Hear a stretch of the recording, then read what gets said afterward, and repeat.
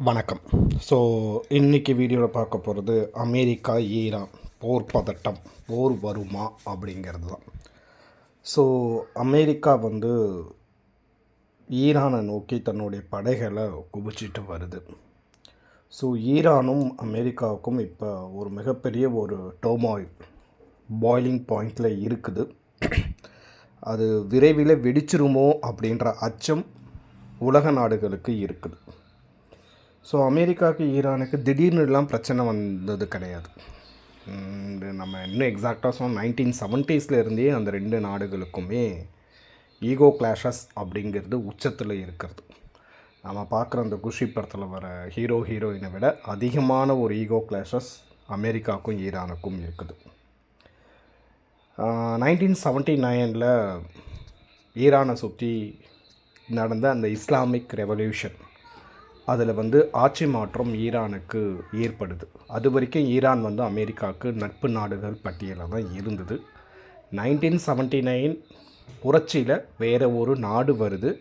அது அமெரிக்காவுக்கு எதிரான ஒரு சித்தாந்தத்தை கொண்டு வர்றதுனால அங்கேயிலேருந்து அந்த பிரச்சனையோட ஸ்டார்டிங் பாயிண்ட் ஸ்டார்ட் ஆகுது. அதுக்கு அடுத்தது பார்த்தோம் அப்படின்னா ஈரானோட நியூக்ளியர் ப்ரோக்ராம், அணு ஆயுத திட்டங்கள் அப்படிங்கிறது அது அமெரிக்காவுக்கு இன்னுமே எரிச்சலை கொடுக்குது. ஆனால் ஈரான் எங்களுடைய நாட்டின் மின்சாரத்தை தயாரிக்கிறதுக்காக, மின்சார உற்பத்திக்காக தான் நாங்கள் அந்த அணு ஆயுத ஒப்பந்தத்தை நாங்கள் எல்லாமே பண்ணிகிட்ருக்கோம், அணு ஆயுத திட்டங்கள் எல்லாத்தையும் பண்ணிகிட்ருக்கோம் அப்படின்னு ஈரான் சொல்லுது.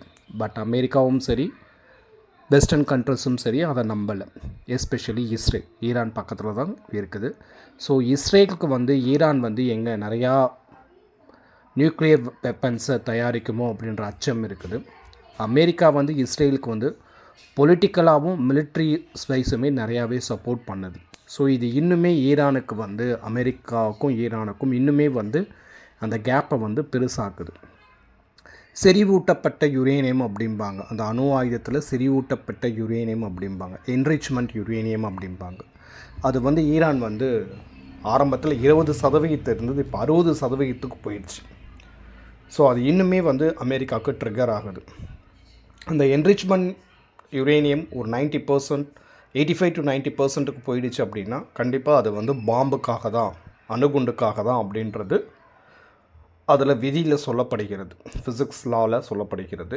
பட் இப்போக்கி 20% வச்சு இருந்த அந்த என்ரிச்மெண்ட் யுரேனியத்தை ஈரான் 60% இன்க்ரீஸ் பண்ணியிருக்கோம். பட் ஈரான் சைடில் நாங்கள் எங்களுடைய உள்நாட்டு அணு இதுக்காக மட்டும்தான், உள்நாட்டு மின்சாரத்திற்காக மட்டும்தான் நாங்கள் பண்ணிகிட்ருக்குறோம் அப்படிங்கிறது ஈரான் சொல்லுது.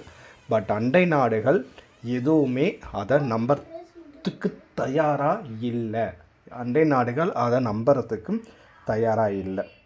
ஸோ இதை விட இப்போ உலக நாடுகள் ரொம்ப பயப்படுறது ஸ்ட்ரெய்ட் ஆஃப் ஹார்மூஸ், அதாவது நம்மளுக்கு இந்தியாவுக்கும் ஸ்ரீலங்காவுக்கும் நடுவில் பாக் ஸ்ட்ரெய்ட் இருக்கிற மாதிரி அங்கே ஸ்ட்ரெய்ட் ஆஃப் ஹார்மூஸ் அப்படின்றது ஒன்று இருக்குது.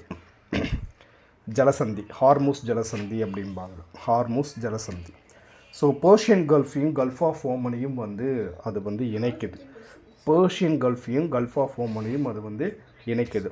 உலகின் 20% கச்சா எண்ணெய் போக்குவரத்து இந்த ரூட்டை நம்பி தான் இருக்குது. ஒருவேளை போர் ஏற்பட்டுச்சு அப்படின்னா, இது டோட்டலாகவே ஹால்ட் ஆகிடுச்சு அப்படின்னா, என்ன தான் நம்ம 20% அப்படின்னு சொன்னாலுமே வேர்ல்டே அந்த கச்சா எண்ணெய்க்கு டிஸ்டர்ப்ட் ஆகிற ஒரு சூழ்நிலைக்கு அது நிற்கும்.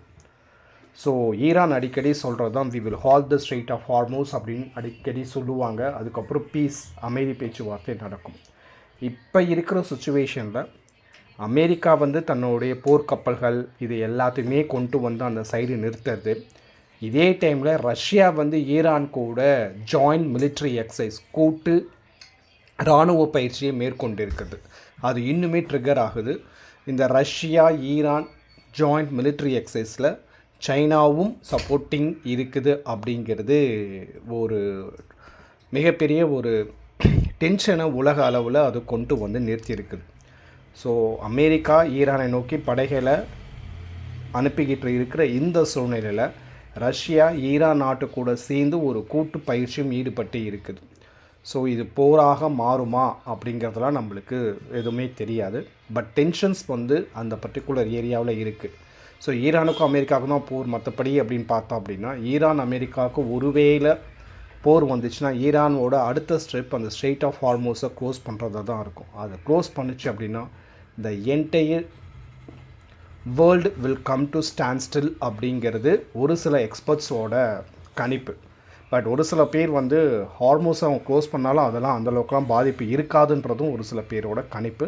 பட் யூஎஸ்ஏ ஈரான் அது எப்படி இனிமேல் கொண்டு போக போகிறாங்க இன் ஃப்யூச்சர் டேஸில் அப்படின்னு வெயிட் அண்ட் வாட்ச் தான் பண்ணோம். தேங்க்யூ ஃபார் வாட்சிங் த வீடியோ.